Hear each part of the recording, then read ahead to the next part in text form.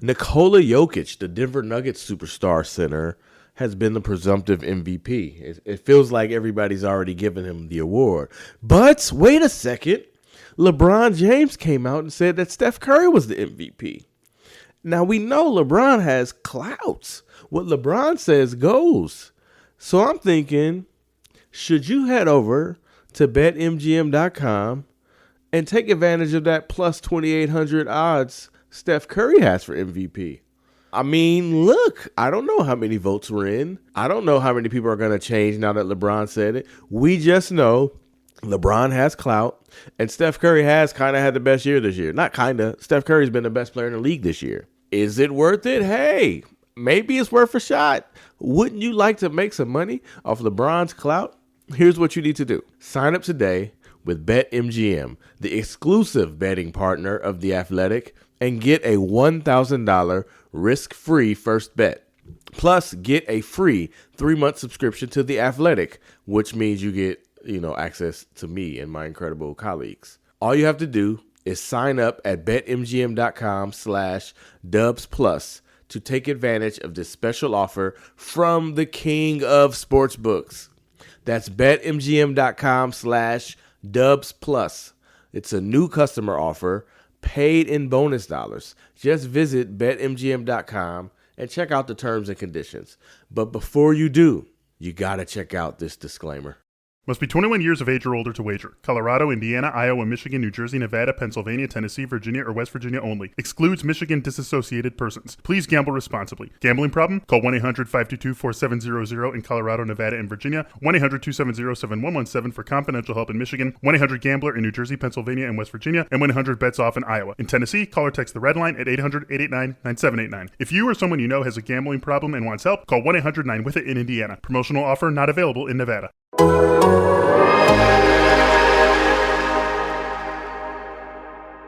Plus minus. Bang! Oh, what a shot! Tim Kawakami deserves all the credit. Plus minus. That is a word right there. What'd you say? Fluffle. Plus minus. Yeah, like you, Marcus Thompson. Marcus always tell the truth. Plus minus. The only thing that I would say to Ethan Strauss is that he's a pretty damn good reporter.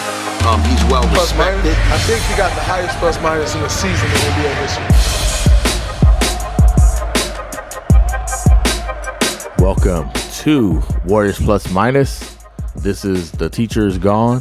What is it? The adult in the room is out. It's just us today, so we're gonna be a little wild. I got Anthony Slater, Ethan Strauss, Tim Kawakami is off, doing important things, real things, while we're kicking it.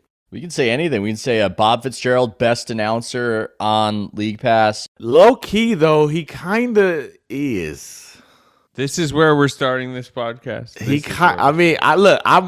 understand. I get it. I hear people. I get it. But man, if you flip around, it gets to be pretty tough around the league. There's some good ones. Mike Breen does the Knicks game. Yeah, Mike Breen is great. I like Mark Jones in Sacramento when he does those games. I like the Pelicans broadcast. Antonio Daniels and Joel Myers. Oh, that's a great one. Yeah, that's good. That is good. Joel Myers with the $1 million voice. What takes could we have to frustrate and annoy Tim? What could we say? Blocking people on Twitter is wrong. Oh, it's very wrong. It's very wrong. Eric Paschall is the missing ingredient against the Lakers. The Warriors need to sign Kelly Oubre to a max extension. Well, these are just false takes. Bobby Rao's reign was underrated. Chris Cohan would have won 3 rings too. There you go. Slater, are you ready for this? Nobody's more ready for this play-in game on Wednesday. Warriors-Lakers. We didn't know it would be this way, but because of injuries, we kind of get the best of both of your worlds. Are you ready? More important than whether they are. This is an iceberg off in the distance that we've been kind of seeing getting increasingly likely to collide in the past few weeks. I'd say 2 weeks ago it was like, oh, this seems like it's probably happening. There was different results that could have changed it even up to last night, but it almost felt like the Lakers had been resigned to the fact. I mean, they almost locked in this matchup, or at least they're playing their side of the matchup 4 games ago when they rested everyone against the Rockets and were Kyle Kuzma floater away from losing that game. So I think they're okay with being in the play-in, but that's a risky life for them. I mean, they have the cushion of if they lose this game that they go down and face the winner of Memphis, San Antonio. But, technically we're 2 games away from potential LeBron elimination. Disaster, a.k.a. NBA disaster. Ethan, what is LeBron up to by declaring Steph the MVP? I just watched the full clip of him saying it, and it really says something about LeBron's place within the NBA culture that we don't just receive it as what it is, No, I actually think it is what it is, but I imagine since TK is here, we can dive into your theories about what it is. That's what I want. I want radio Ethan theories. Ethan theories. I kind of think it might be what it is, but he went for so long, and there are the theories that he's out recruiting Steph Curry, and that's part of it. And then there are other theories about why he might resent how MVP has been decided in the past. But the argument he's making is pretty factual, in my opinion. I don't know if many people are saying that Jokic definitively has a better season than Steph had. The criteria is a little bit arbitrary. I'm not saying that Jokic shouldn't win it, but it is a little bit arbitrary. I think it is fair to point those things out, but it says something with LeBron. Everything seems Machiavellian, but not exactly subtle with LeBron James. And it always seems like he's up to something whenever there's some sort of messaging. And when you consider that there has been so much obvious resentment in the past towards Steph from LeBron's camp that would leak into the media allies of LeBron, it is a very curious about face, is what I would say. Well, Marcus, you're the one that wrote literally today about I was about to say, isn't it about face? You wrote today about petty Steph and the idea that like he takes these slights and it's like what a lot of the greats do. Obviously, Michael Jordan, the most famous among them.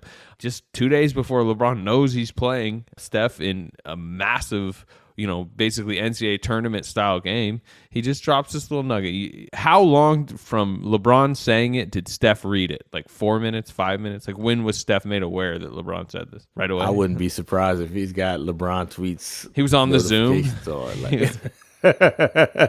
So hold on. Are you saying, is it your contention that LeBron is doing this to avoid petty Steph? He could have said this a week ago. He could have said it in the lead up. I mean, this isn't new what Steph has done this past week. Yes, to me, I think part of it is like he knows he's playing them and he knows this is like kind of buttering him up a little bit. I don't think it's like too evil or anything. I think it's like probably a good little behind the scenes play. I like that thinking. I do like that. From basketball wise, I actually think the Warriors should be a little mad at Denver. This is going to be a tough matchup. Okay, am I crazy for thinking about it this way?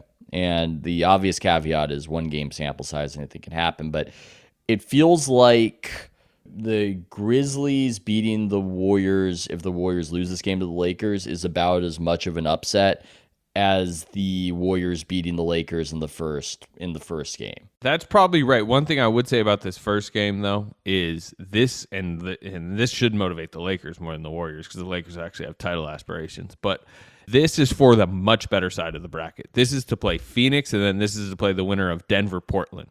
If you go on the other side, you play Utah on a 1-8, and the winner probably gets the Clippers. This is the easiest road to the title. So if you're the Lakers particularly, you really want this 7-8 game. Because even if you lose to Steph, you're probably going to go beat the Grizzlies. Same with the Warriors. We would favor them and chase, as we just saw, literally, to beat the Grizzlies. But even the Warriors, I think, can make more noise on the 2-7 side of this.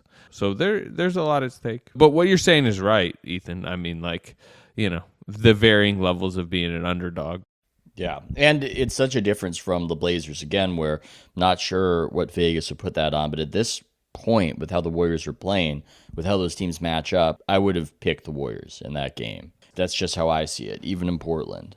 Just given how even with the way they're playing, even with the way the Blazers are playing, I've seen it too many times.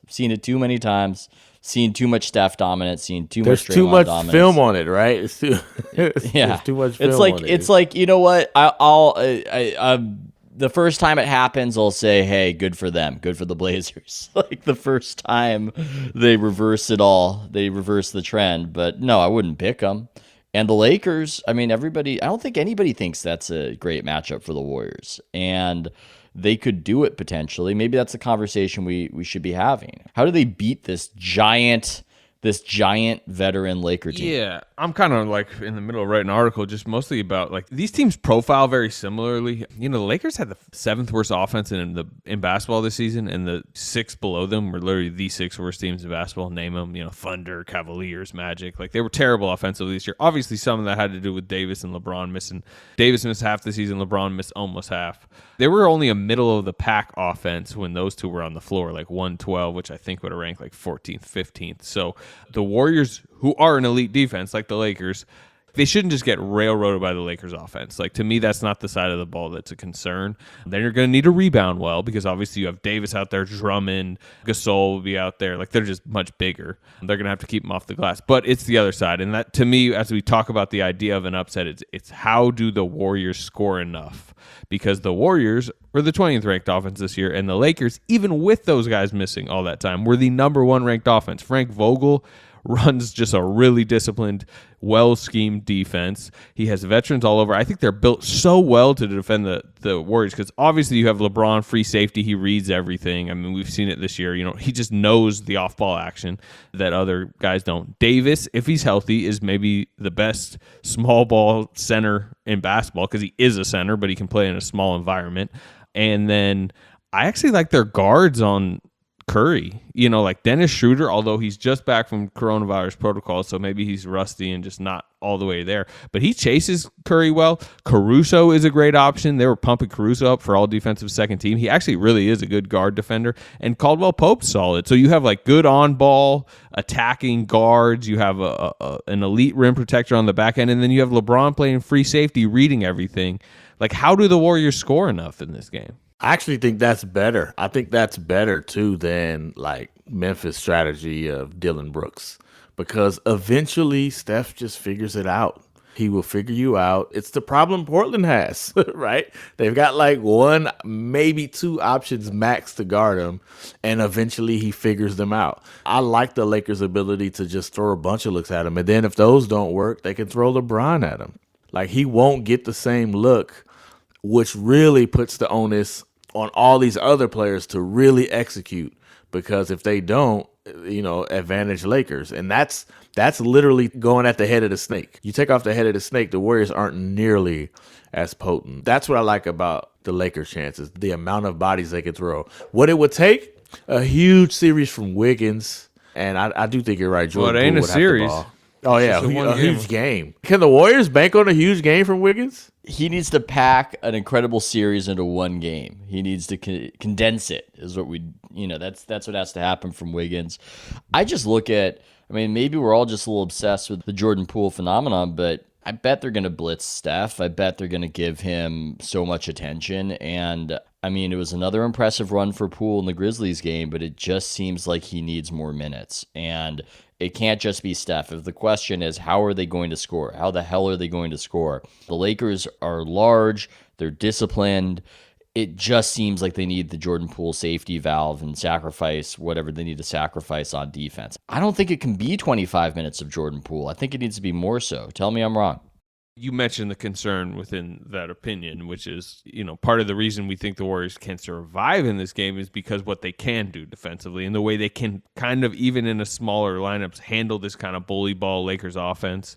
If LeBron James sees Jordan Poole on the court for 30 minutes, how many of those minutes is he going to be trying to get him switched onto him, get him in the post, throw his ass but even right without into him, are you really, like, can you play that great a defense? Look, he should get more minutes than Michael Mulder. If they wanted to go 7-man rotation and just eliminate the Michael Mulder minutes, then they're all Jordan Poole, or however you kind of maneuver that around. I'm fine with that. Now, the answer to the equation right now is like it would be the Kent Bazemore minutes, right? Those are the extra ones you're giving to Poole. It's an offense-defense switch, and you guys might 100% be right, but I'm just saying, like, LeBron James will hunt Jordan Poole. Like, that will happen.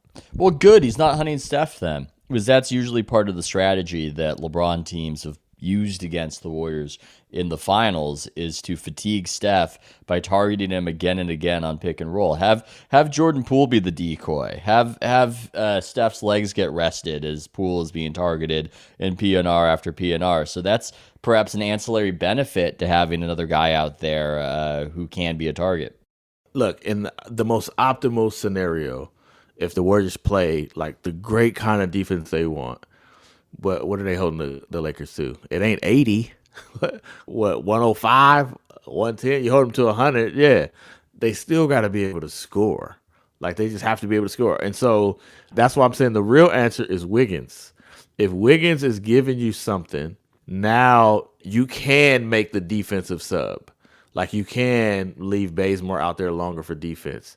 If you're getting nothing, now you got to go heavy on Jordan Poole. But the bottom line is, you're not holding this team to 80 points with LeBron and AD.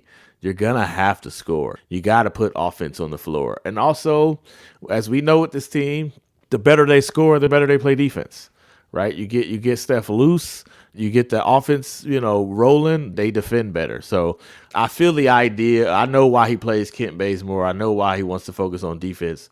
But even the most optimal defensive performance will be meaningless if they can't score. And that's one of the difficulties the Lakers possess. And Draymond will not be able to roam, right? That's another thing. Like, AD will require Draymond's attention.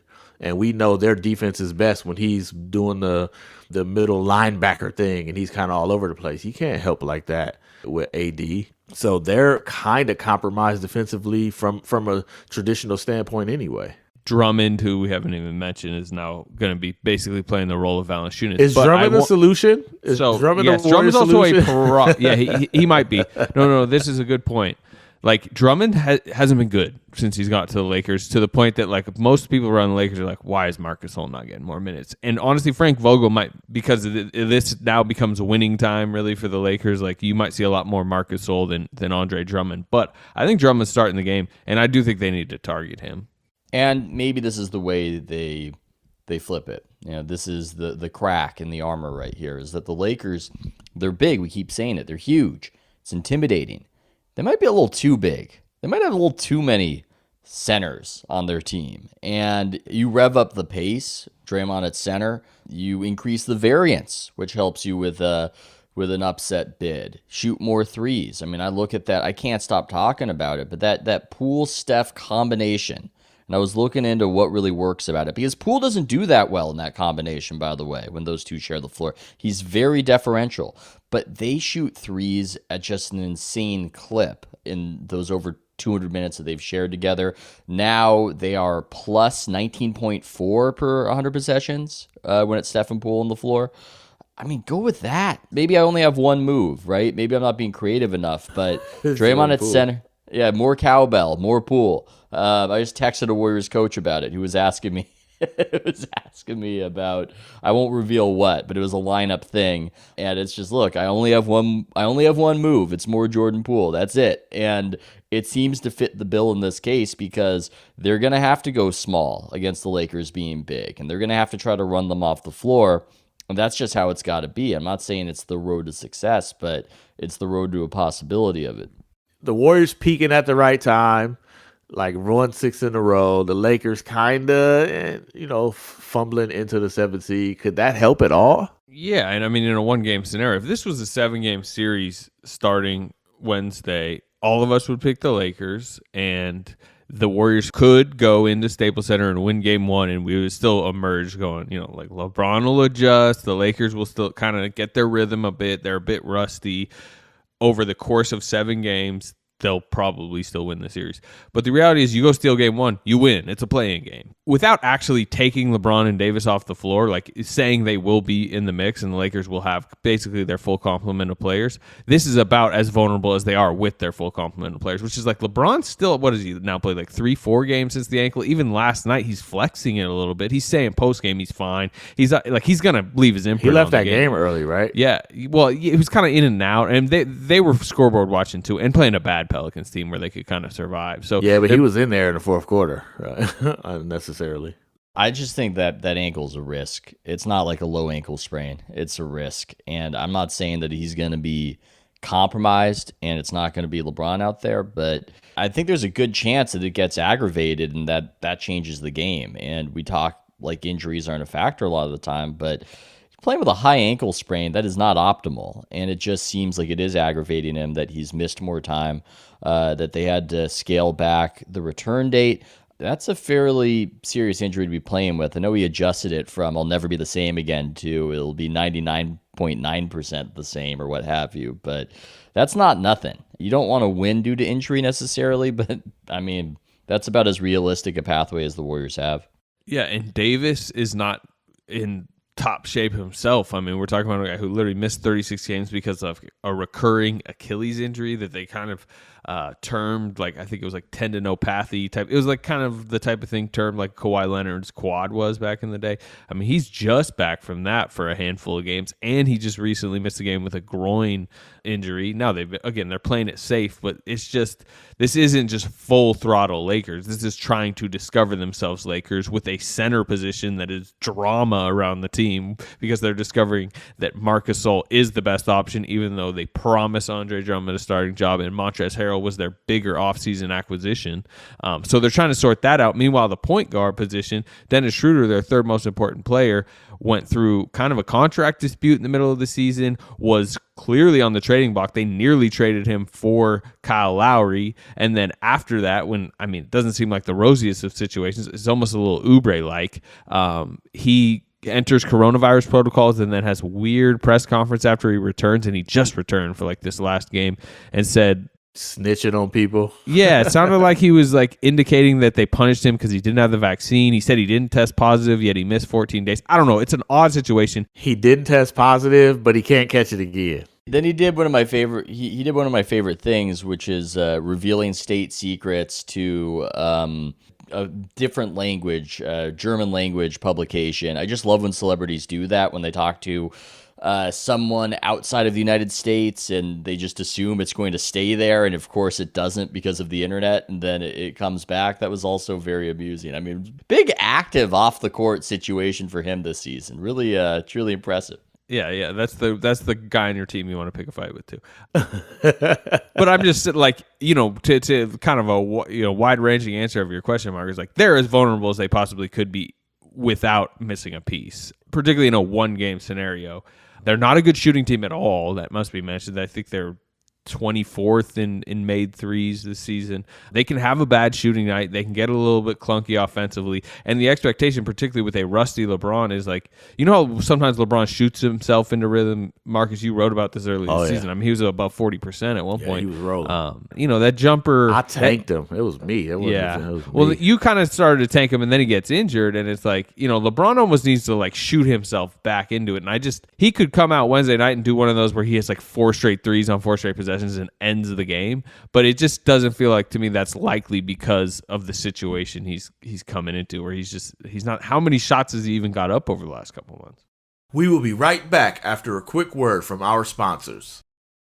Before his first ever game against Stephen Curry, an all-important game too, Ja Morant, the star guard from the Grizzlies, the reigning rookie of the year, he posted on Instagram, "Lock in."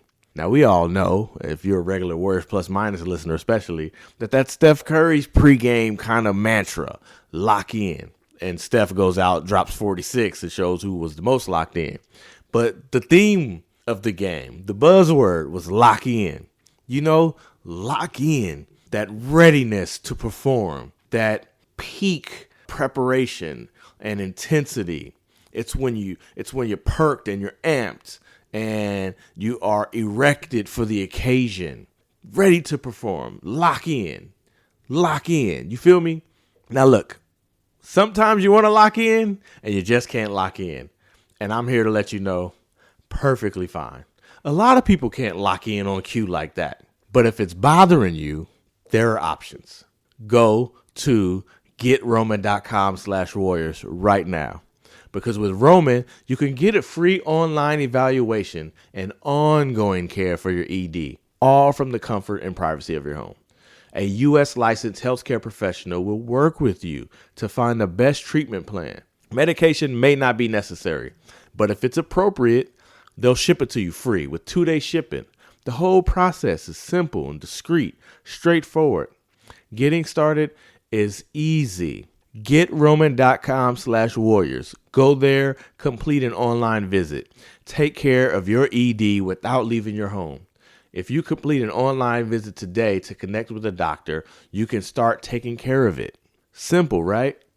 Go to GetRoman.com/Warriors now, and you'll get $15 off your first month. Look, there's a straightforward way to take care of your ED. GetRoman.com/Warriors.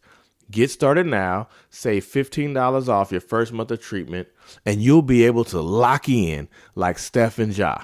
Okay, maybe not like Steph and Ja, but you will be able to lock in. We all know that we should drink more water, but by the time you feel thirsty, it's too late. You're already dehydrated. You can't focus. You feel tired. Keep feeling at your best through maximizing your hydration. Did you know that hydration can be tied to improved mood, better focus, and mental clarity? More energy, clearer skin, a bunch more. Water alone doesn't hydrate you as quickly as drinks with optimized blends of electrolytes. I don't know about you, but I've been having a lot of trouble sleeping lately. I've tried the sleepy time teas, the gummies, and all of that, but I'm spending more of the night tossing and turning than sleeping. That's where Hydrant comes in. Hydrant is a refreshing drink mix powder made with 4 key electrolytes: sodium, potassium, magnesium, and zinc. It's made with real fruit juice powder and no artificial sweeteners or synthetic colors. No nonsense, all science. Hydrant Sleep is a new bedtime mix carefully formulated to promote restful sleep and hydration. Hydrant Sleep includes melatonin, magnesium, plus it's backed by a 100% satisfaction guarantee. If you don't love it, send it back for a full refund. You really need to try it for yourself to see what I'm talking about. It tastes incredible and it works. Try Hydrant today and save up to 20% on your first order. What are you waiting for? We've got a special deal for our listeners to save 20% off your first order, or subscribe and save 30% off your first subscription order. Go to drinkhydrant.com/plus or enter our promo code PLUS at checkout. That's drinkhydrant.com/plus and enter promo code PLUS for 20% off your first order. To me, here's the biggest problem. This is very obvious, but something we haven't talked about yet. How many points does Steph need to score for the Warriors to win? I think it's got to be like the Grizzlies game. The last time Steph scored 40 in LA was when he dropped 47, April of 2013. Are you about to Staples Center curse this? I mean, is that not part of it? The last time he played there was a game Kobe got hurt. The last time Steph went off in Staples, Kobe tore his Achilles, and he hasn't recovered from it. He's been traumatized ever since. No, but seriously, Steph is 4 for his last 39 from 3 in Staples Center. The last time he made better than a third of his threes was January 2016. He went 4 for 8. That's the last time he's made 3 3-pointers in a game. It's been 5 years since Steph made 3 3-pointers in Staples. He's had some pretty dominant performances against the Clippers at Staples, I think. Oh, yeah. I'm sorry, against the Lakers at Staples. Excellent point. That's kind of it, right? I mean, that's really what it comes down to. They got to figure out a way to get Steph off. You know, some of it is probably the LA bug, right? Like the team always kind of played trash in that LA game, in the Lakers game. So are you accusing Steph of just partying in LA and just not being as good as he should be? What if it's just like a bunch of like Under Armour and endorsement meetings and stuff? Like what if it's Well, he could just not take them this time. This is a slightly bigger game. Oh, no question. And also the climate isn't like, go out and hang out all night. I don't know if the options are there.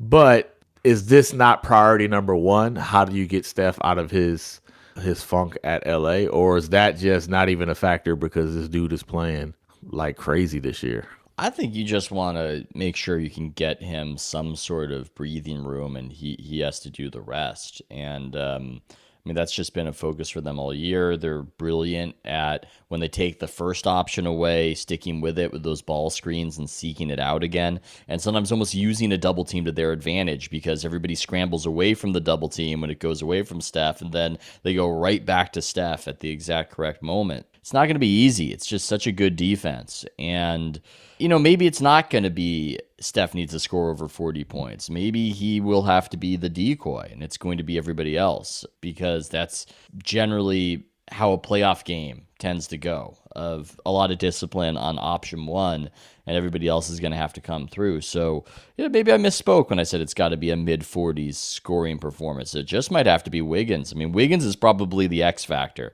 It's probably, if they win, Wiggins had a good game, and if Wiggins has a bad game, they probably don't have a chance. He's historically played well against LeBron. That's kind of what I said too, traded right? him. By the way, yeah, it is. Like, I don't know, you talk to old Minnesota people and they're like, I wish we saw LeBron James every game just for Andrew Wiggins purposes, because he always got up for those games. He's been impressive. These have been high stakes games leading up to the playoffs, and he's been good. He showed up. I want to steal all of Marcus's takes and then regurgitate them 20 minutes later in the podcast. I misspoke. I had my order wrong. Steph is 8 for his last 38, and Staples not 4 for his last 39. 8 for his last 38. Are you including Clippers I feel like games, I assume? No, just Laker games. Well, that's Staples Center. I know. I keep saying that. I feel like you could have gotten away with it. I doubt anybody would have gone through the archives and said, "Aha, you were wrong on that stat." I think you could. They would have let it slide. My bad, man. I'm sorry. All right, let's get the Clippers. I have a little trivia piece, kind of, I guess, for you guys. Not trivia, but the Warriors beat the Lakers. Kent Bazemore. No, Kent Bazemore. No, The not the answer. The Warriors beat the Lakers once this season. It was MLK Day, and they came from 19 down. Wiseman had a rough game. Gasol was really kind of giving it to him. Remember, he had that crashing charge into Gasol. They went down 19. It's when Draymond had that mic'd up segment with Wiseman that was kind of went viral. I like that. Yeah. Do you remember the two most important players for the Warriors in that game? Kelly Oubre was one of them. Kelly Oubre was one of them. It was his first big game for the Warriors. He had like 20-something points. He was hounding Schroeder late. He had this like big turnover off an inbound. He was like doing the first down. He had like 4 signs. first downs that game, man. Yeah, exactly. It was his first down. He's after putting first together down. some good drives. He was. He could, I don't want to get back into a Kelly Oubre debate that we have every time, but he could be used in this matchup, and he will not be there. And then, do you know who the second big player for the Warriors that night was? Base. No. I mean, I'm sure he had a nice night, but this guy really helped them in an important point, and I will get to it after. I want to look it up, but I don't want to cheat. Yeah, I don't want to. I'll tell you. Wiggins. No. Eric Pascal. I was gonna guess it. This was the I point was of the not early gonna season guess when it. they were with that second unit that was Pascal at center. It was the Wanamaker second unit, but it was working in this pocket of the season because Pascal kept killing centers, and he killed Montrezl Harrell this night. I believe that is the game after we came on and been like, does Eric Pascal have a Montrezl Harrell type future? He was 9 of 11 for 19 points, I believe, in that game, and they got down big in the first quarter. It was when that starting lineup was getting crushed with Wiseman and Oubre. They got back into it in the second quarter because Pascal went on a big bully ball scoring run. It's just interesting to think about because the idea that no Oubre for injury reasons and then likely no Pascal for just rotation reasons, and he's rusty. So, yes, they beat them this season. But it was Ethan kind of is a weird putting match. Pascal in the rotation, right? Ethan, you got him. You ready for some Pascal 101. Hey, I wasn't the one saying it. I was having a very interesting conversation with somebody who might have some power over what happens about Eric Pascal. That's all I'll say. I don't have a firm opinion on it. I don't know how rusty he is behind the scenes. Man, just say you talk to Bob Fitzgerald and get it over with. Bob Fitzgerald. Eric Pascal. I just love the laughing, talking. Pascanimal. The Pascanimal. That's Bob Fitzgerald. You got to combine the laugh and the You talk. got to get that. Yeah, you got to get that. What do you call that, by the way? You gotta get the cocky. It's almost like he's the leading scorer in the league. It's just incredulous on this. They're going to play their regular 8-man rotation that they've been playing with. It's what he's trusting right now. The only soft spot there is Mulder, but he seems committed to it. Well, look, Pascal's numbers aren't as bad as I thought they'd be looking back on his season and how he's fallen out of the rotation. It's kind of surprisingly decent. I know there's a lot more to basketball than that, and the plus minus has not been good. But you look at the numbers and you go, yeah, Especially for a dude who does the one thing you want him to do. Like, that's it. Yeah. Yeah, it's like this isn't as terrible as I thought it was. I mean, this is per 36 minutes, 19.7 points, 6.6 rebounds, 2.6 assists, and the efficiency not bad, like 56%. I mean, that's a little hair below the NBA average right now. But in my mind, this is just a disaster Pascal season. And then you look at it and go, okay, it's not awful. Yeah, but I think if you zoom out and view like his future with the Warriors and the fact that like a lot of that big chunk production was early in the season, then he faded. The way his body kind of broke down, sporadically with the knee really sapped a lot of his burst, the hip late on just kind of a normal little breakup, and the fact that Juan Toscano-Anderson has completely hopped him at his position, that is where you go, when you look at his future. It's a bad season. I'm just saying in the context of a bad season, when you look at the numbers, you'd almost expect it to look like Jordan Poole's rookie season as opposed to, he didn't have the impact they wanted him to have, but it's not like he was completely inefficient. So it's just interesting looking back. Maybe we see him. Maybe we see some surprise Pascal just to shake things up against a physical Laker team. I could see that happening. By the way, updated numbers. Steph, 11 for his last 39 in Staples Center against the Clippers. All totaled, his last 10 games at Staples, 22 for 86 from 3, which is 25.6%. So he's due. He's due. The regression to the mean at Staples. It's one of the weird elements of his career, like the way he shoots at Staples, which is weird because it wasn't always that way. Let's presume what we all think, that the likelihood is the Warriors lose to the Lakers. Is it better they get the Grizzlies again, or should Warriors fans be rooting for a San Antonio upset? Root for San Antonio. By the way, are you sure San Antonio, especially if they beat the Grizzlies, are one of those teams that just like you just overlook them, and next thing you know, you're taking an L to them? Yeah, but they're not good. I mean, let's face it, they're not very. They good. haven't been good for a long time, and somehow they're still. By the way, as ratings nerd corner, it'd be fun to gamble on what the audience difference will be, but between the play-ins in the Western Conference, it just seems like that's going to be the biggest gulf you can have with two just comparable situations: the Warriors-Laker play-in versus the Grizzlies-Spurs play-in. I'm just saying. The league should just like force the Grizzlies Spurs game into a little corner on the Laker game. Just run them simultaneously. NBA TV. I will read about that ratings report in The Athletic on Friday, probably. Definitely Spurs, Slater? Yeah, so the Spurs have lost, let me see, 1, 2, 3, 4, 5, 6, 7, 8, 9, 10. They're 2-10 in their last 12 games. They don't have Derek White, who's been one of their best players all season. He's hurt. This is their starting lineup. I mean, it's okay, but Deontay Murray, Lonnie Walker, Jakob Poeltl at center, Keldon Johnson, DeMar DeRozan. They're coming off the bench with like Drew Eubanks. You mean warrior killer Jakob Poeltl, right? Yeah, I mean, he kind of rebounds well and like protects the rim decently. They're just not as good as Memphis, and Memphis will be definitely favored in that game. I think you'd take the Spurs. The truth is you'd take really either. I mean, that is a nice safety net for them to have either. We just saw what they are against Memphis and just the problems they present, and the fact that Ja Morant is just not ready at this level. Steph didn't shoot well at all and still kind of dominated them. Dylan Brooks was friskier than I thought as a defender. I was impressed with him. And did you see him sitting on the bench when he fouled out? Boy, he was tired. His foul out was a big moment. It was breakdown after breakdown after that. If you look at the film, like DeAnthony Melton came out and was just like giving up like easy split action wide open Steph Curry 3. So Memphis is better. To answer your question, Memphis is better than San Antonio. They provide a tougher challenge. It's more likely they beat the Warriors, even though we wouldn't pick either of them to beat the Warriors. I don't know, something about giving that same team a second crack so soon, but then they would be coming off a win, right? So it's like, I don't know. Yeah, you're probably right. You're probably right. Definitely want San Antonio. But if you're the Warriors, you rather Phoenix or Utah? I think Utah, the injury bug. Conley's back now. Donovan Mitchell, it was a normal roll of the ankle, and it sounds like they've just really, it sounds been like he will be cautious, fresh enough. Right? Yeah, They're about to have a week off. They're like 31-4 at home this season. And I talked to somebody, I'm going to go Ethan Strauss here. I text with somebody in the Warriors organization. Is it Bill Simmons or is it me?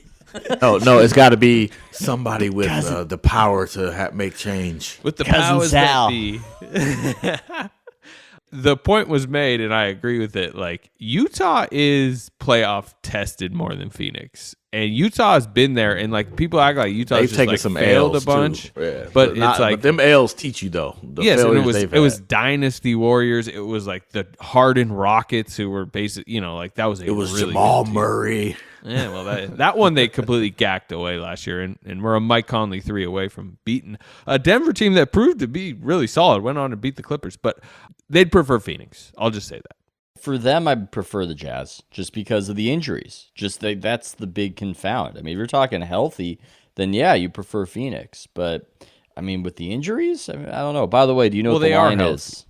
Do you know what the line is right now for Lakers Warriors?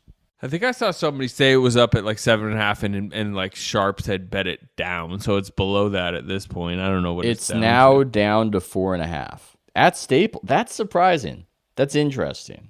What do they know? Isn't that just a bunch of Warriors fans like taking a? I mean, there are a lot of Laker fans in this world. This is interesting. I Lakers wouldn't fans expect shook. Oh man, is that what you told me? I wouldn't expect it to be that low. I mean, that's nearly betting at even. That's nearly betting at, because when you think about how you get about 3 points on the road, yeah. It probably shouldn't be that low, I would say, but also like the Lakers really are just like, what have they they need to prove it. Like this going in and whacking up the Warriors would be them like proving, okay, like, they flipped the switch. Showtime. They're ready. But they got to prove that first. I'm seeing it down to 4 at one book. I mean, you wonder if there are little whispers and rumblings about whatever's going on with LeBron's ankle. When I see a line like that, I would have thought that 7 felt right to me. So that's an interesting decline. All right, we have finished a 72-game season. What were your biggest surprises? What jumped out to you as we recap the season? I mean, I don't want to talk about Jordan Poole again, but that's the obvious one. That was a softball for you to talk about the Looney Renaissance. And the Looney Renaissance. Poole? Well, no, Man. but that wasn't surprising. That was I told you guys the Kevon Looney Renaissance was going to happen, and so I was not shocked at all. I was shocked about Poole, and I know he's not going to get most improved player, but I feel like he should. They always go with a guy who just got more minutes, and I get You're with saying Randall. Jordan Poole should be most improved player of the year? I mean, you see how he threw that in there? I'm not saying he's gonna win it. Like, yeah, who is? I got about 10 candidates I'd take over him. No, who is saying Jordan Poole's gonna win it? You brought that up like it was a bunch of people saying it. No, I was just saying that I'm not presenting it as though it's even a plausible scenario. This is like LeBron talking about Steph not winning MVP, that, hey, this is what I think should be, but it will not be so. That's all I'm saying. And why shouldn't he be in that conversation? These other guys who are up for most improved player, like they went from good to better in many instances. Jordan Poole went from maybe the worst player in the league to good. How is that? It's a very small sample size with Jordan Poole still. Not enough games. I mean, he literally was in the G League bubble for like a month and a half and not in the rotation for a month. That's how you improve. That's improvement. Yes, and he did, and I'm with you. But when you start talking about being most improved player, that's what I'm like. There's no way you can see what Julius Randle's doing and talk his about true shooting is up 13 percentage points. Jordan Poole's is versus last year. I mean, just in the true spirit of what the award should be. If we're talking about one year, growth, how about Zion Williamson then? Like, that is a second-year player just like Jordan Poole, who went from, what's going really on with Zion as a rookie in the bubble? It's kind of going weird to like literally all NBA, like third team. He's a superstar in waiting. I don't know about that. Maybe that's what the award is about. Maybe it's about how we think that you're on your way to becoming something good, and we want to just signal that you're making that leap. But to go from, again, nobody would shout you down if in the first half of last season you said Jordan Poole's the worst player in basketball. I would shout you down, and you would, but most people wouldn't. But most people would not. And then to be, I don't know, the sixth man of the Warriors, a positive player, positive point differential. I mean, I'm just saying, if there's in another context, if people looked at the award differently, it would be a way to go. That's all I'm saying. When we're talking about what's the most shocking outcome of this season, he is that thing. He is the most shocking outcome. I would say most impressive, probably. maybe. I'm just not that surprised. I mean, year 1 to year 2, you do get better. Like it's kind of what you're supposed to do. And he had a nice little 12-game at the end of last year. Yeah, he did. Yeah, we saw some of the stuff. To me, my biggest surprise is Wiggins, that he was able to play defense and sustain it all year, and just be what people thought he couldn't, including myself. Like he's been a good player all year. And even if he leaves you a little bit desired, like the way he's played defense consistently all year, I just did not see that coming. And we had years of evidence too. So to me, that's the biggest surprise element, that dude is now a really good wing defender, which was one of the hardest things to defend in this league. But they could put him on guys and feel pretty good about it. He shut out some pretty good guys this year. So to me, that's the biggest surprise, that dude played defense all year and played every game and played his minutes and was the trooper that the Warriors needed. My most improved player of the year, Juan Toscano Anderson. No, I'm just kidding. Much bigger surprise than Jordan Poole. I like how you presented it like the Count on Sesame Street. One Toscano Anderson. Toscano Anderson. Making better connections means it's not just about what you say, it's about how you say it. Write clearly and confidently by getting real-time feedback and guidance on tone, word choice, clarity, and more with Grammarly Premium. Grammarly Premium helps you communicate more effectively with advanced real-time feedback. Grammarly Premium doesn't just correct your mistakes, it helps build up your skills as a writer with advanced suggestions on grammar, punctuation, sentence structure, and style. It's the perfect writing tool for anyone who wants to stand out with every word, whether it's for work, school, or personal projects. Harness the power of Grammarly on every platform with their desktop editor, browser plugin, and mobile apps. Improve your writing on all your favorite sites and apps: Outlook, Gmail, Twitter, LinkedIn, and more. Don't just say it, make a statement with clear, flawless text that's sure to impress no matter what you're writing. Do more than just spell check. Say what you really mean with Grammarly Premium. Get 20% off Grammarly Premium by signing up at Grammarly.com/plus. That's 20% off at GRAMMARLY.com/plus. We talk about leaps. Ethan's talking about this leap from first round rookie that looks like a bust to first round 28th overall pick that looks like a steal in Jordan Poole. Juan Toscano Anderson went from, you talk about out of the NBA. I mean, okay, they're bringing him to camp as an extra body. We were debating if Michael Mulder should make the roster. We never during camp were even assuming JT as a roster possibility. And clearly the franchise wasn't either. They cut him. And they cut him with the idea that nobody was going to claim him on a completely minimum deal, control for 3 years of JTA on a minimum. Any team could have had him in preseason. He goes through waivers and they get him on a 2-way. And now, we talk about Jordan Poole being their 6th man. Are we sure JTA is not currently their most important bench player? And to the point that they got him on the minimum for a full guarantee next year, and you have people being like, how did they do that? That's such a steal. That is a stunner of a development this season. I would agree. I don't think he's their most important bench player, but I would agree that it's a stunner of a development. It's close. It's close. Well, it's more so because of what they've got. It's not saying anything about the relative impact of JTA versus Poole, but nobody else in the roster approximates what Poole does, aside from obviously Steph. And with JTA, there are other rangy, switchy wings, especially when Kelly Oubre, I guess, is actually healthy. But it's close, man. He's had a great season, and it is an incredible turnaround. And it kind of saved the season that those two guys popped. They would not be potentially, for as much as we're talking about Steph and the LeBron speech about Steph and where they would be without him, they would not be in a good state if they didn't have the unexpected impact of those two guys. Yeah, I mean, the difference with Poole that you were talking about is he's 21, and there's also this idea of what is Jordan Poole becoming, or JTA is just going to be this JTA for the next few seasons, which is fine. It's very needed, but it's different. So Steve Kerr has been. You're going to go disappointments next? Is that what we're going? Nah. Steve Kerr has been talked about a lot this year. Now that the season's over, he ended up, accurately predicting a run at the end of the year. How do you assess how Steve has done this year? now that the regular season's finished, like how did he do, and how would you rank, or I guess explain your take on his performance? I mean, with coaches, it's always so hard to assess because you don't have the counterfactual. You don't get to see somebody else coaching the team. But I think it's to expectations. I think the mandate for him was to make the playoffs with this Warriors team, and they made the playoffs. Now, you would have wanted Wiseman to progress, and so maybe that's a mark against. And we just don't know how much of that is Wiseman himself versus how the Warriors have handled him. But I think if you were making a case against Steve, it would probably begin and end with Wiseman. But again, I think that ultimately he executed the play. That's already happened. The eighth seed was achieved. We'll see if they actually make the playoffs proper.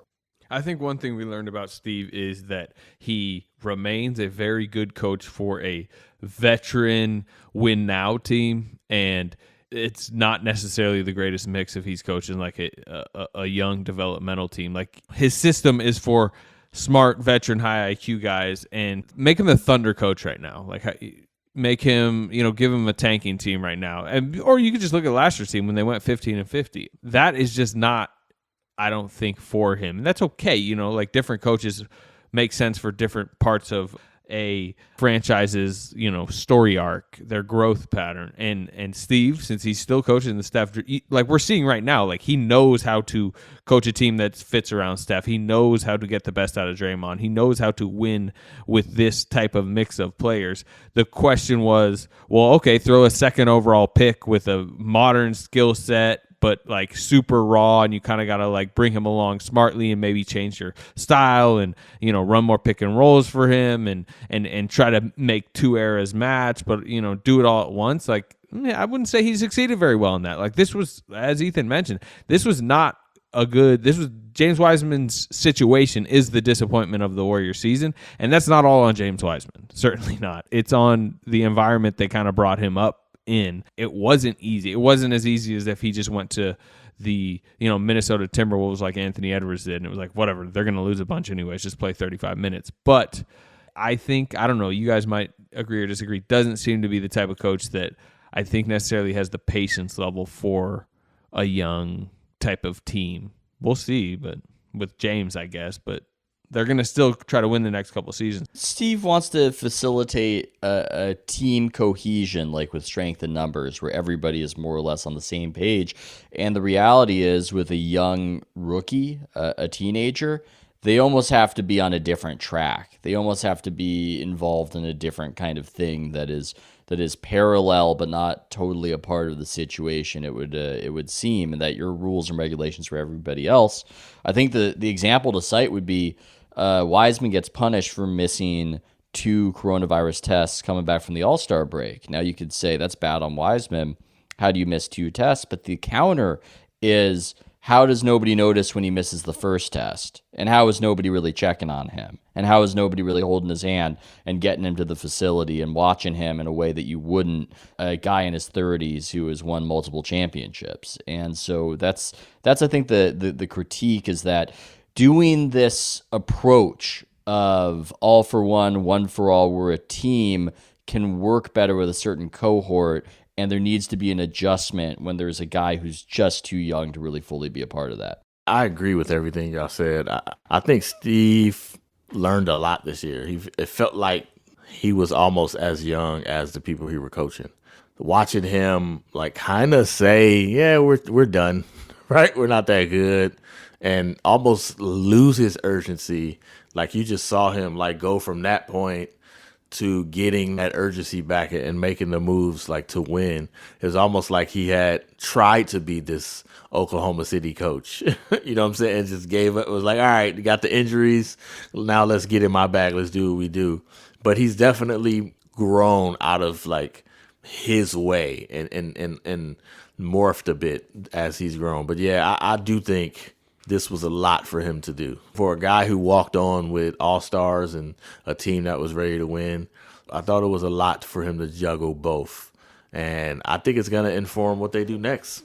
I really think it will shape what their next decisions are. Which leads me to the last one. What is the greatest development? this year? What did they learn? What was the bit of information they got out of this year that will be the most key going into the future? Somebody else has to talk about Jordan Poole. I can't keep Is it doing Jordan Poole? I think so. I think that's the main thing. Okay, I'll give you one that's not Poole. I mean, like just like the small ball nature of their current run is a very obvious answer. And the fact, I mean, as the league keeps modernizing, as Draymond proves, like he can still be super effective, but his jumper will never return. You know, like just that idea. And the way they kind of need to build the roster that way, while probably still maintaining Wiseman and maybe prioritizing Wiseman's 3-point shot and his fluid. I don't know. I mean, like that's probably the thing, though.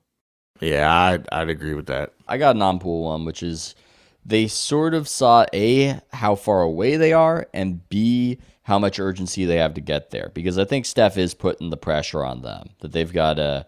They've got to close that gap now. They've got to be in a little bit win now. Now, he's not coming out and he's not saying, hey, trade those Minnesota picks. Trade the Minnesota pick in the upcoming pick. Get me somebody right now or I'm out.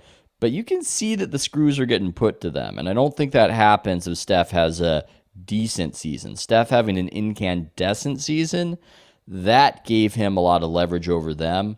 And it puts more pressure on them because now it's not a matter of wasting a diminishing Steph Curry's prime. It's wasting an MVP level player's prime. Their timeline is going to be accelerated probably as a result of this season. Yeah, I think because of that, I think that points to what Slater was saying. Like, it's not profitable for them to be trying to play a different style as long as they got Steph and Draymond. Like, they got to run, they got to play small, they got to have shooters. They got to have the high IQ passers. Yeah, they just got to play it. They got to lean into the way that they play the best. And if that means getting like another Draymond or somebody else who can be that type of player, getting, some wings who can handle another creator, more shooters, like they've got to do that because Steph's ready, Draymond's ready. They just need some horses. And you can't just be like, all right, we get Clay. Now we in the NBA Finals. Like they're going to have to. They got to lean in. And even with Wiseman, like you said, like, how Wiseman's got to play. Just pulling up and trying to, like, create the next, the post-Curry setup. Like, you can't do that right now. That's got to wait for down the line. Even if Wiseman is back, he's got to be hitting jumpers. He's got to be running the floor. He's got to be hot, pick and roll, diving to the rim. And pretty much that's about it. And then sitting on the bench. Maybe somebody. Doing that for 20 minutes in the meat of the game and like sitting on the bench probably until he proves he's ready to close. All right. So next time we do worst plus minus, they'll be in the playoffs, or we'll be doing a season ender, season look aheads. Oh man, I think they'll be in a 1-8 against the Jazz. I mean, like this is all laid out as we all expect. They beat Grizzlies, lose the Lakers, beat Grizzlies, play the Jazz, lose the Jazz would be my guess, but I don't know about you guys. Yeah, I think it's the most likely scenario. Probable playoffs. Chance it doesn't happen. I like Salt Lake. Will we be going? That's an interesting question to talk about next time. Hope so. All right. For Anthony Slaker and Ethan Sherwood Strauss, we are out of here.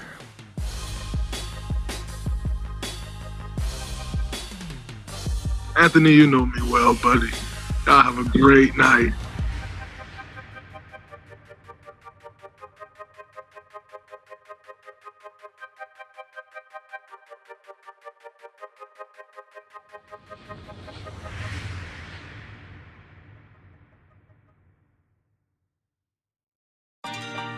This is Jade Hoy, the host of a 3-part series on the Athletic Small Business Story, part of Dell Technologies' Small Business Podference series.